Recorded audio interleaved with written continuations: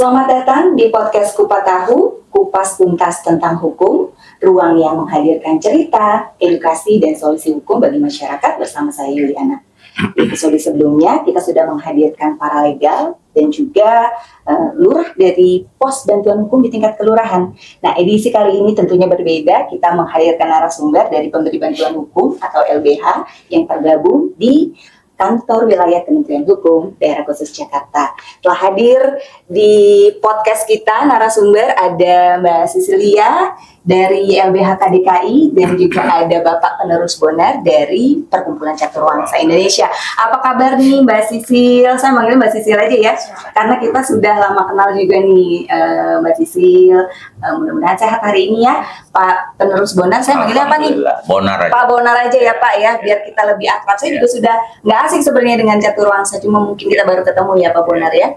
Baik, terkait Pos Bankum ya Pak Bonar dan juga Mbak Sisil, pos bantuan hukum yang ada di tingkat kelurahan. Tapi sebelum kita mengulik lebih jauh tentang Pos Bankum, nah mungkin sobat hukum perlu tahu nih, apa sih pemberi bantuan hukum, apa itu LBH, apa itu organisasi bantuan hukum. Mungkin bingung nih istilah-istilah terkait itu. Mungkin bisa dijelaskan dari Mbak Sisil dulu nih, dari LBH KDKI. Baik, Ibu. Untuk pemberi bantuan hukum adalah lembaga bantuan hukum atau organisasi kemasyarakatan yang memberikan layanan bantuan hukum berdasarkan Undang-Undang Nomor 16 Tahun 2011 tentang bantuan hukum yang saat ini sudah berjalan sejak tahun 2013 dan diselenggarakan oleh Kementerian Hukum Republik Indonesia. Dan di LBH KDKI sendiri sudah terdaftar sebagai LBH yang terakreditasi di Kementerian Hukum pada saat itu Kemenkumham sejak tahun 2013. Oke, dari 2013 berarti ya. Ini dari undang-undang si bantuan hukum ini berlaku ya. Jadi udah senior nih Pak Bonar YLBH KDKI karena tergabungnya dari 2013 tadi ya disampaikan. Oke, jadi sebenarnya pada prinsipnya PBH itu ya pemberi bantuan hukumnya, LBH itu sama gitu ya. Cuma mungkin kalau menurut Undang-Undang Bantuan Hukum sendiri ya seperti itu pengertiannya. Baik, untuk Pak Bonar nih. Tadi kan Mbak Sisil ya dari LBH KDKI bergabung dengan kita itu 2013. Nah, kalau Caturwangsa sendiri kapan nih Pak menjadi partner dari Kanwil sendiri, Kementerian Hukum? Jadi Caturwangsa ini memang adik bungsu dari LBH DKI ini. 5 tahun berikutnya baru kita ini, tepatnya 2018. 2018. Oke, ini merupakan periode yang kelanjutan ya, kedua ya Pak ya. Oke, mungkin perlu dijelaskan juga, jadi dari sistem akreditasi itu ada periode-periodenya. Kalau YLBH KDKI udah periode yang keberapa ya, dari 2013 itu ya? Generasi pertama pemirsa ya sobat hukum. Kalau Caturwangsa ini adiknya tadi ya Pak ya. Mudah-mudahan nanti masih terus bergabung nih Pak ya dalam memberikan layanan bantuan hukum kepada masyarakat tentunya. Baik, nah ini kita bertanya lagi nih pada yang senior nih ya Pak ya terkait bantuan hukum tadi yang disampaikan. Gimana sih masyarakat biar supaya gampang mengakses layanan bantuan hukum, itu apa syaratnya atau bagaimana, bisa dijelaskan Mbak Sisil? Pemohon bantuan hukum bisa datang langsung ke kantor pemberi bantuan hukum untuk mendapatkan layanan bantuan hukum baik litigasi maupun non litigasi dengan membawa kartu identitas dan surat keterangan tidak mampu. Nah, pelayanan bantuan hukum ini dapat diakses oleh masyarakat miskin, khususnya di wilayah-wilayah yang sudah terakreditasi ya LBH-nya. Oh, jadi harus ada apa tadi, surat keterangan tidak mampu ya?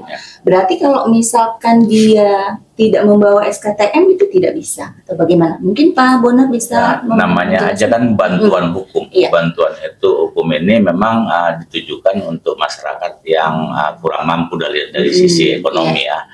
Makanya wajib hukumnya bagi OBH katanya, organisasi bantuan hukum ini melampirkan surat keterangan tidak mampu itu ketika melakukan advokasi terhadap masyarakat yang memerlukan bantuan hukum tadi. Oke, jadi ada persyaratannya tadi yang disampaikan Mbak Sisil ya. Jadi ada mungkin dokumen-dokumen yang perlu dipenuhi ya oleh masyarakat, termasuk dari SKTM itu sendiri gitu ya. Nah, kalau tadi kan ada Posbankum tingkat kelurahan. Sebenarnya kan ada Posbakum juga ya Pak ya di tingkat pengadilan ya. Nah ini beda nggak sih Pak Posbakum dengan Posbankum yang ada di pengadilan dan di kelurahan? Jadi mungkin saya yang menjelaskan.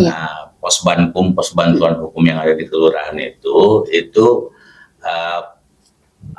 unit di kelurahan yang diadakan untuk memberikan bantuan-bantuan hukum terhadap masyarakat di sekitar kelurahan.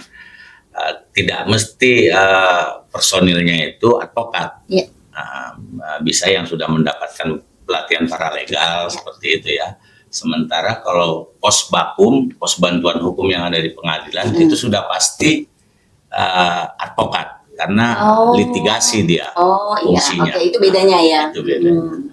Oh jadi kalau untuk si Posbankum yang ada di kelurahan mungkin dia non litigasi gitu Pak? Bisa non litigasi.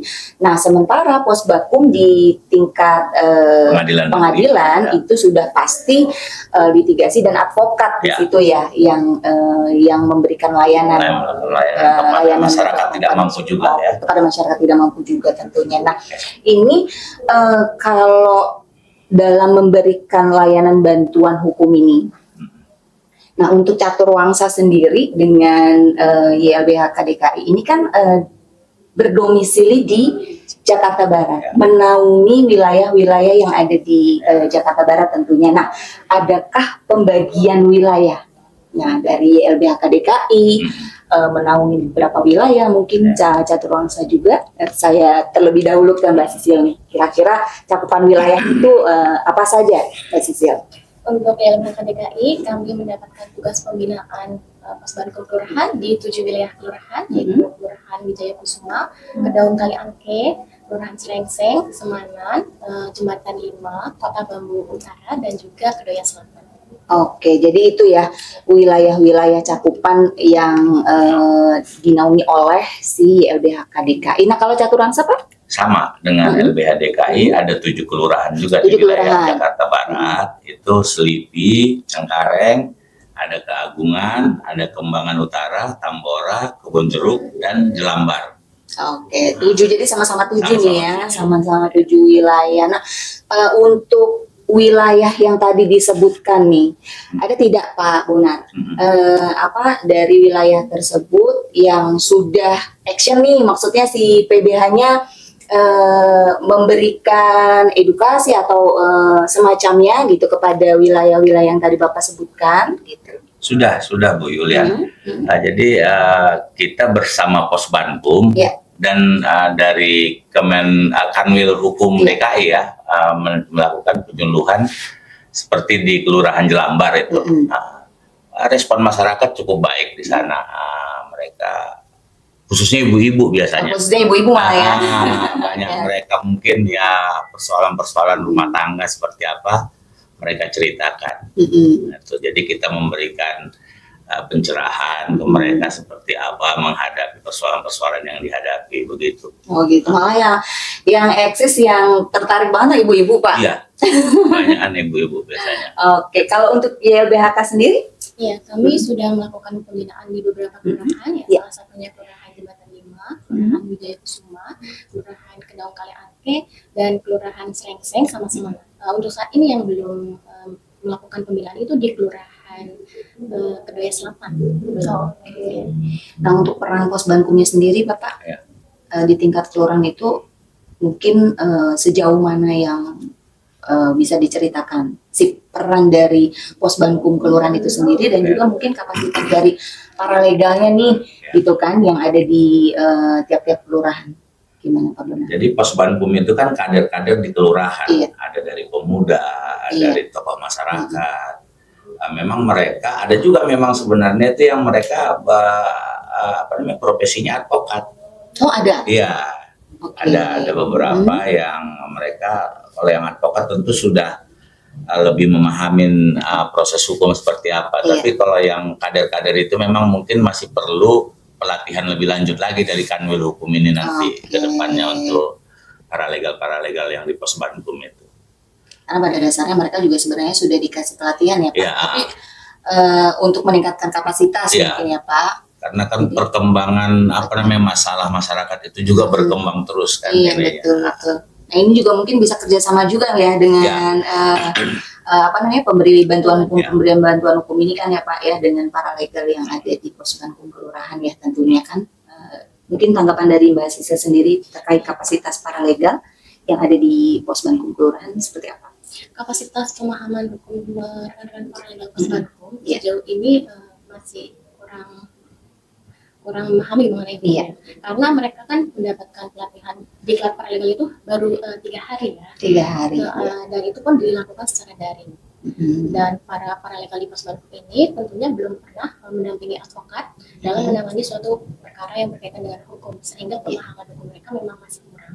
Namun secara pemahaman kemasyarakatan mereka sudah sangat baik, karena mereka berasal dari komunitas lembaga kemasyarakatan, tokoh masyarakat yang biasa berkecimpung dengan kemasyarakatan. Oke, jadi sebenarnya menarik sekali nih ya Pak ya, berbicara tentang pos bantuan hukum gratis gitu ya Pak. Nah, kalau dari pengalamannya Pak Bonar ya, dalam memberikan layanan bantuan hukum khususnya pos bankum, sudah ada belum sih maksudnya Pak dari perkara yang ada di kelurahan itu naik ke proses hukum, khususnya khususnya untuk Caturwangsa nih dari ketujuh wilayah tadi.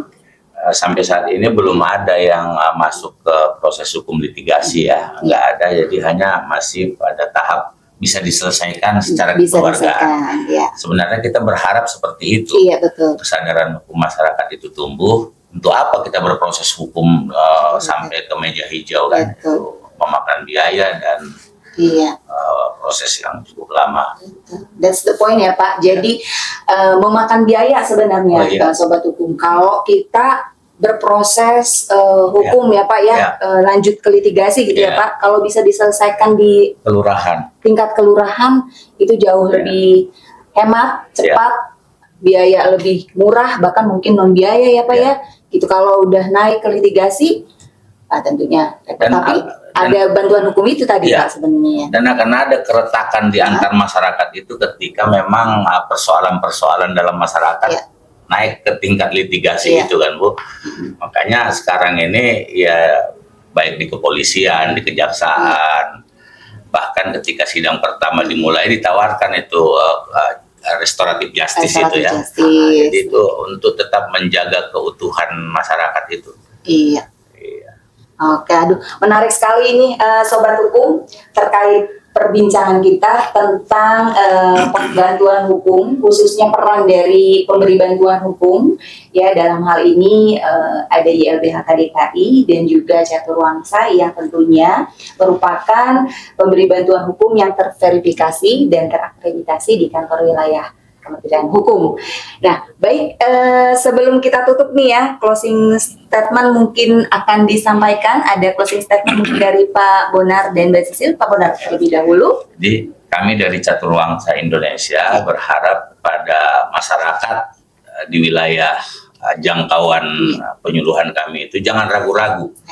Jika membutuhkan bantuan hukum, datang saja gitu ke kelurahan, ada pos bankum itu, nanti pos bankum juga akan menghubungi kita. Oke, jadi jangan ragu-ragu ya Pak ya. Jangan ragu-ragu, tentunya akan diberikan layanan bantuan hukum ya oleh dan cuma-cuma. Dan cuma-cuma itu tadi Sobat Hukum.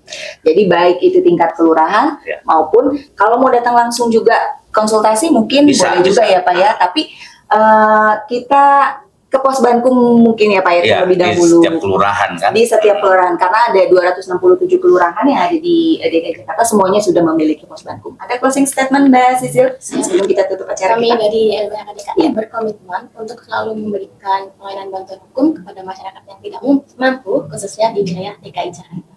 Oke, itu komitmennya ya. Baik, Sobat Hukum, menarik sekali. Terima kasih narasumber yang telah hadir pada podcast kali ini, Pak Bonar dan juga Mbak Sisil. Perbincangan kita kali ini semoga memberikan manfaat bagi kita semua dan juga dapat menambah wawasan tentunya kita sudahi dulu podcast kita. Semoga kita ketemu lagi di episode Kupas Tahu, Kupas Tuntas tentang hukum selanjutnya. Saya Yuliana mohon undur diri. Terima kasih dan sampai jumpa.